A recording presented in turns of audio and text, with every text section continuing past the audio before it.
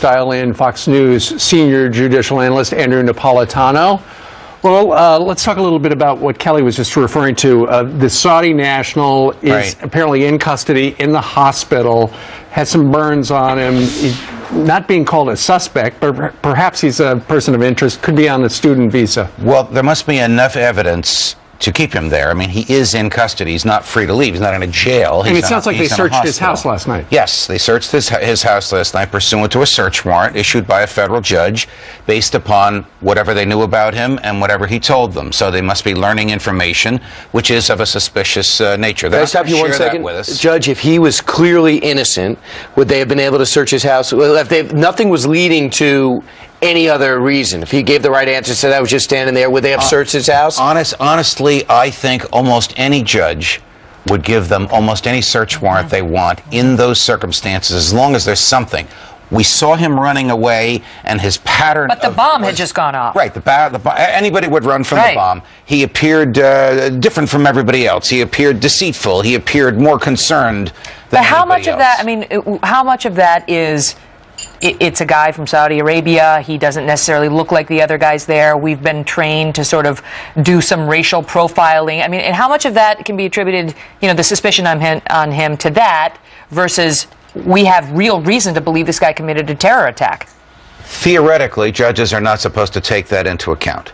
But in the moments after this happened, when there is a burning, compelling governmental interest to gather evidence against someone who might be involved, almost any judge would sign that kind of a search warrant. Now they have all kinds of experts going through everything that's in there. What's in his computer? What's in his cell phone? What's in his visa application?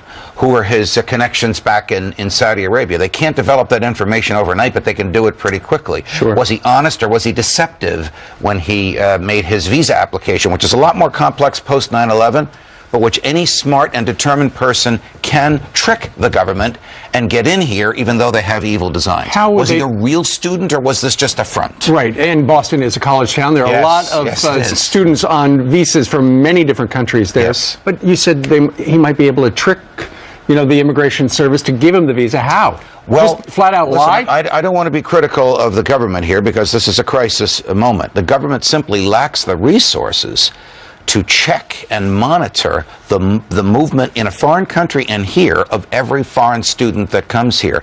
So if he determined before he signed up for the visa, I'm going to go to Boston, I'm going to pretend to be a student, I'm going to trick my way in, and once I'm there, I'm going to kill people.